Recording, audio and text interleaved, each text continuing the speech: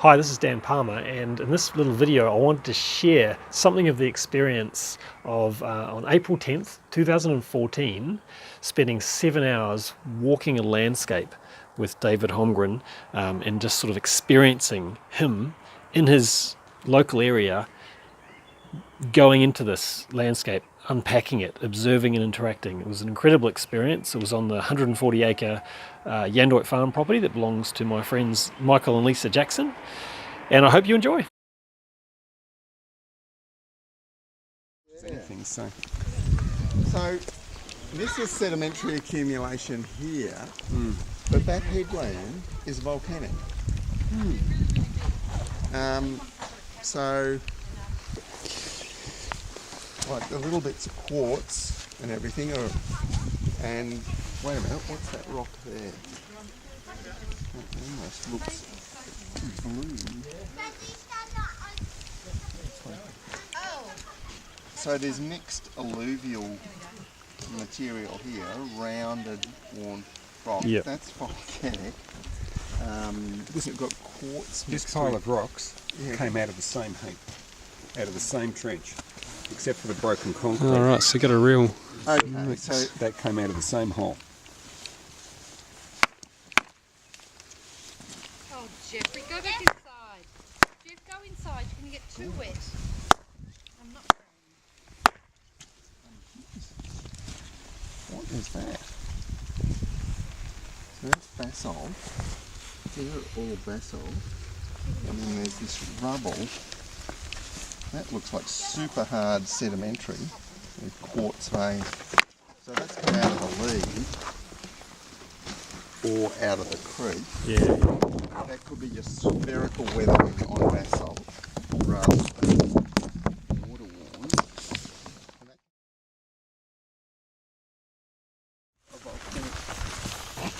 Oh, okay. Yeah, this, as I said, this is a little bit of the volcanic flow of that came down through the valley, and then the creek has washed it away.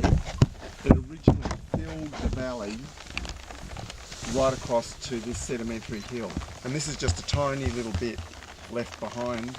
And originally there will be a deep vein of mixed volcanic and sedimentary in here, because the edge of the lava flow would have had a viscous edge on it, you know, like a meniscus on mercury rather than water meniscus. So instead of going up, it flows and then sets like that, leaving a channel, like a down the side of the valley.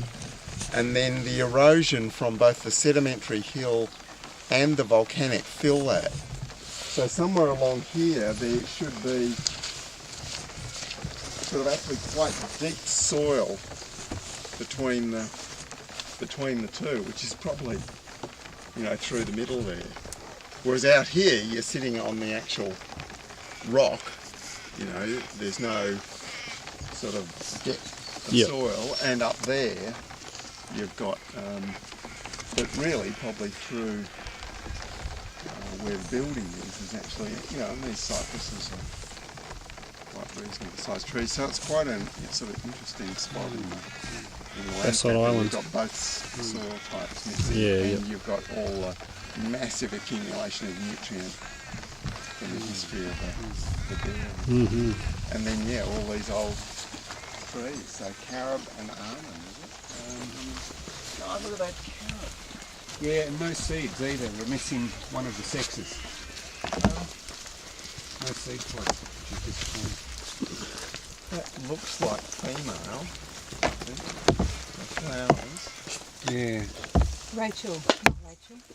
One of the girls from your PVC know the red. Fran. Fran said that they were probably female. Yeah, they're female. Yeah, I think they're little pods.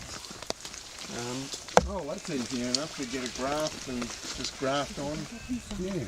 You know, you've already got the trees established. Oh, that's a good idea. Graft on. You know, if you're not dumping sediment in it somewhere, and there's not animals degrading the bank, the rate at which you get to a point to say, oh, I need to get an excavator along to sort of dig that out, like it could be on a 50-year cycle. And that's the sister shaft to the one over at the house. Yeah, that little bit and this little bit here, free draining, rocky soils that quite mineral rich but dry out, get incredibly dry incredibly quickly. But you know, I'm just sort of saying, you know, because the sedimentary slopes, once you get off the sort of the upper part, at some point in the wet years they get waterlogged. So things like Tegasesti die. You know,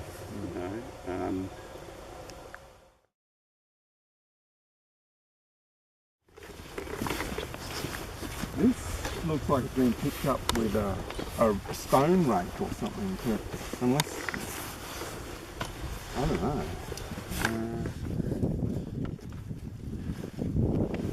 These mines were actually not just mining alluvial, but they were actually mining quartz reef, because you know the source of the gold, you know, the original source in situ, is injected in with the liquid quartz into the veins between the sedimentary.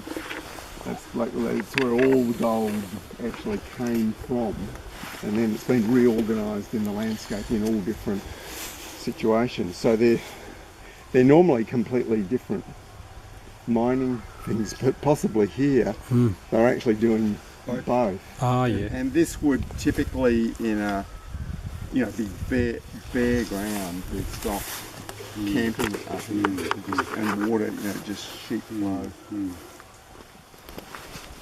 God, look at that! But this is a big quartz reef. I mean, that is a lump of quartz. Yeah, that is huge. That is huge. One of the native shrubs that manages to survive grazing a bit. It used to be on the declared noxious weeds list, the prickly mimosa. Yeah, in a way you could consider a boundary not being that fence position, but being over including the rock, going from about where that fence is across to enclosed. I had a really transformative experience looking at a property at Mount Bunanyong, which was 20 acres, and it was basically 2 square paddocks with stone walls around the whole thing. And the stone walls were like that, but they were this high, and they had a bench behind them with red soil growing thistles 3 metres tall from erosion coming off cropping. And I'm trying to work it, like, where are the contours, you know, like trying to think in landform. And then eventually I realised, look, the human imprint, the rectilinear imprint on this land is so strong, and it's changed the whole thing. And out of the stone walls were growing huge old elderberries and blackwoods, and immediately I just worked with that pattern, and then everything just fell into place really easily. You know, and it was, oh yes, sometimes, you know, the land has been shaped so strongly, whereas the common way people think about that is fence line. And yet often fence lines, you know, just represent like where you can straight lines. And I'm not. Old fences, you know, shouldn't, you know, necessarily be disregarded and changing them. But then the other thing is to not necessarily lock in that by then planting tree lines on those fences, because then you lock it in for another 100-year cycle sort of thing. Even if you're saying, I'm not going to move that fence in my lifetime. But not necessarily, if it's in the wrong place, not locking it in with let's plant some trees along it. And always.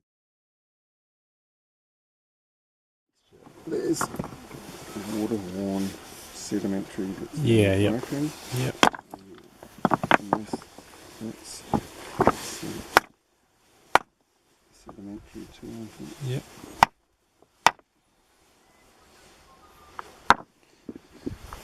That's basalt. This one? Yeah.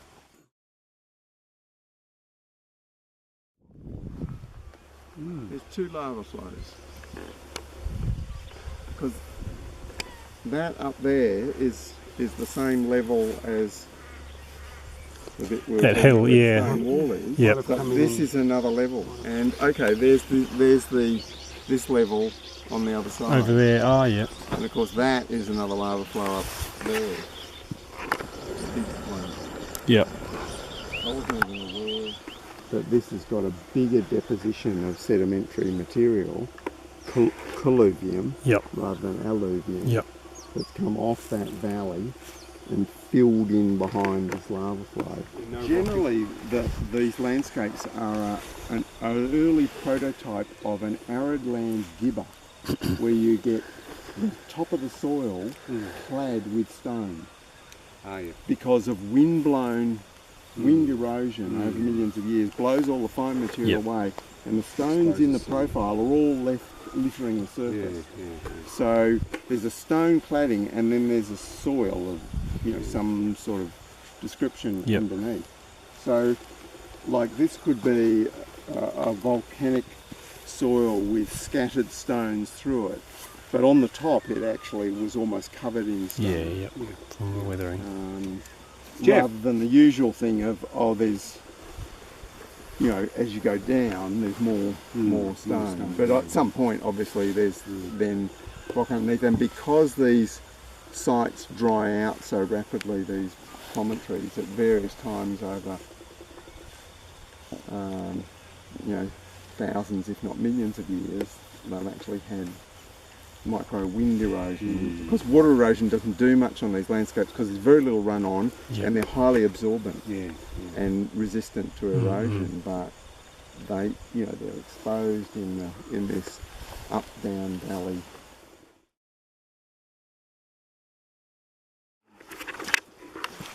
Is it well drained? Can it cope with, or is it only an event site for the dry season? Because apart from slope and access and all of those things, if this was sedimentary, I would say think carefully about because events turn sedimentary paddocks into adobe. More than in some ways willow, this is the deciduous tree of this landscape. They're much more drought hardy. These ones? Yeah, elm. European elm. Basically gone in Europe to a large extent. Here it's still thriving, though there is some risk of disease, not recognised at all for any biodiversity conservation value. It's virtually treated almost like willow, like weed tree. The timber is fantastic, way better than oak. Stable, hard, timber, beautiful timber, incredibly fire retardant, and it's the best. The suckering stands are the best ember trap against grass fire you can get, and then all of that is palatable fodder. And then you can graze the suckers to extinction without having the usual problems with tree fodder that you've got to get animals off before they overgraze, when you're doing a direct grazing situation. Whereas you can graze the suckers to extinction because as long as the mother tree is protected, it doesn't matter. And then on top of that, they hold their leaves, the suckers, longer than the parent trees, and they get them earlier in the spring. Right. So it's like the most, and of course, cows can eat it, sheep will eat it to a degree, but really goats are the optimal animal. And it's very fire retardant tree and way more drought hardy than willow, but not as drought hardy as oak.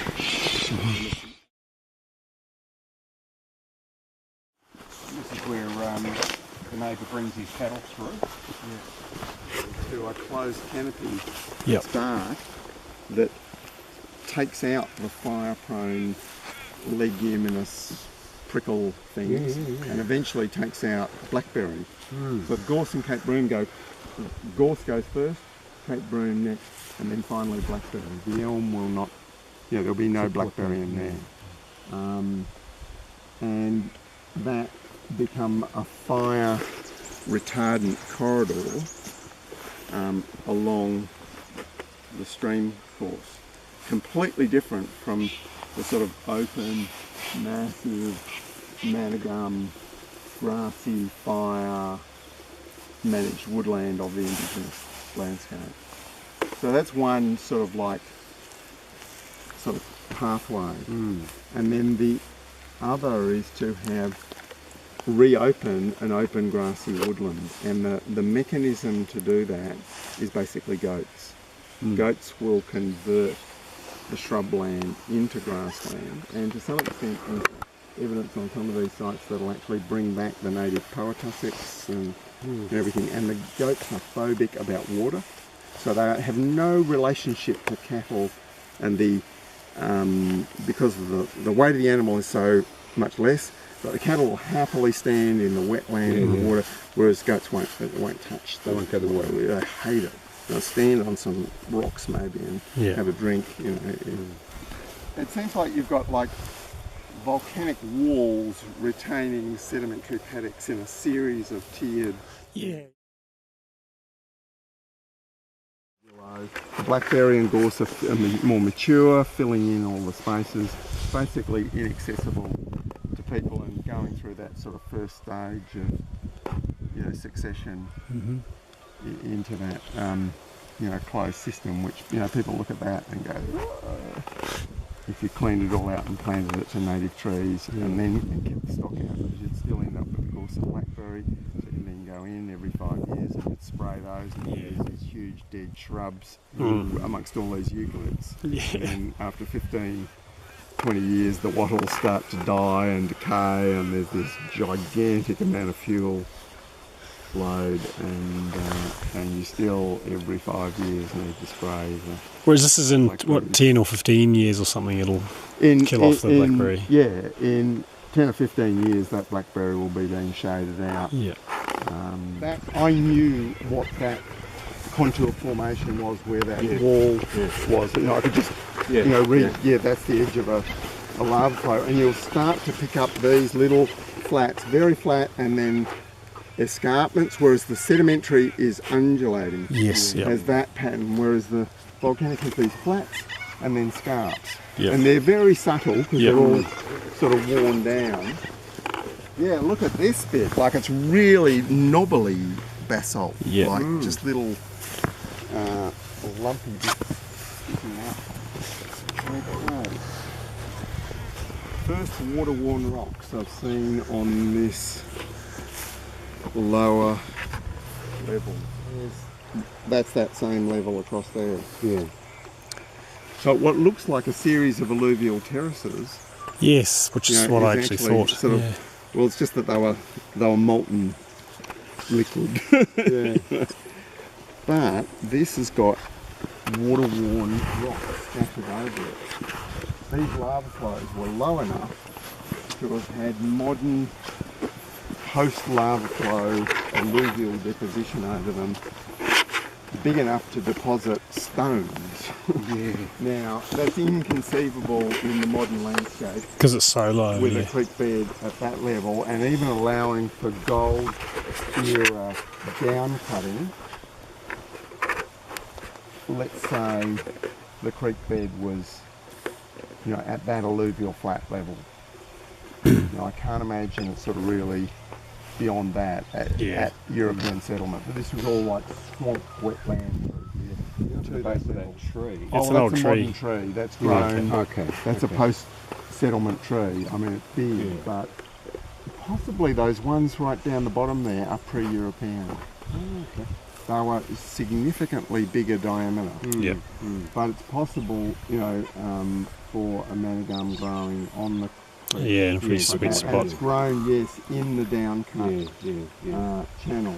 But assuming even up to that level, I can't imagine that you could ever get a flood that actually deposited rocks. So alluvium. So, but you know, if you go back, how old is the lava flows? Yeah. You know, they could be so old that there still has been an alluvial deposition over the top of the lava far enough back. That's a classic lateral stream system where the lava flow goes down the valley and leaves these edges, and then two new drainage lines develop. Like the most classic one is Drummond out to Malmesbury. I see, You're going from Glen Lyon and you come out through the bush and then out at Kangaroo Hill, and you're on this flat top and you're high up in the landscape. The sedimentary bushes around you, and there's a Whopping Great Valley on that side and the Whopping Great Valley, twin lateral streams. But these lava flows must be older than that. Now, that's yellow box. It's pretty old.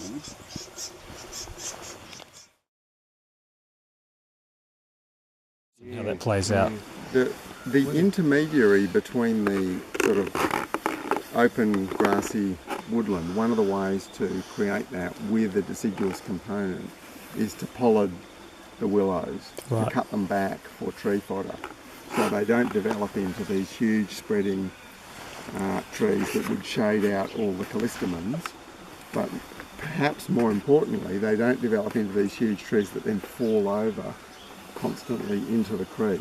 Because if they're just like as a pollard, like if that was cut off for fodder, then it would just grow into this big solid thing that would be completely stable, and you're doing the renewal thing that it achieves by falling over. Because left to their own devices, the cracked willows growing up without wind or flood to knock them over, they eventually die out. The growth tips get shorter and shorter and shorter, and they die. So they need the renewal, and one way is just, you know, chainsaw renovation down to a height that you can reach with forestry loppers, and then cutting on a like a 2-year cycle.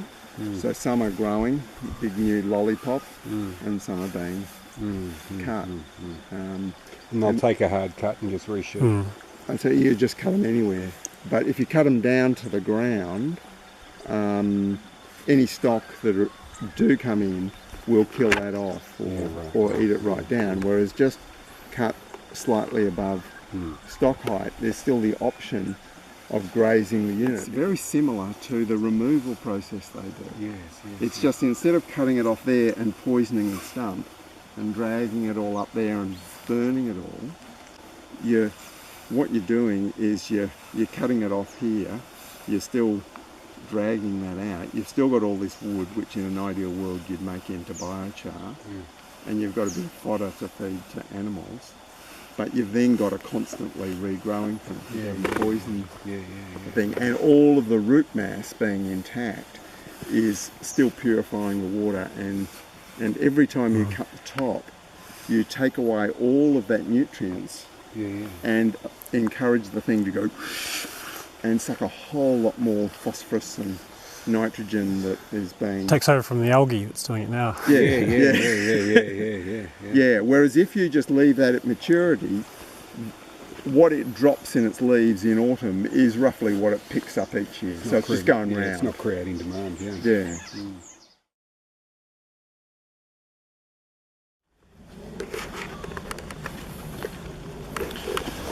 Quite silty, isn't it? It does feel like this sort of mixture of alluvial material and volcanic. It just doesn't feel like...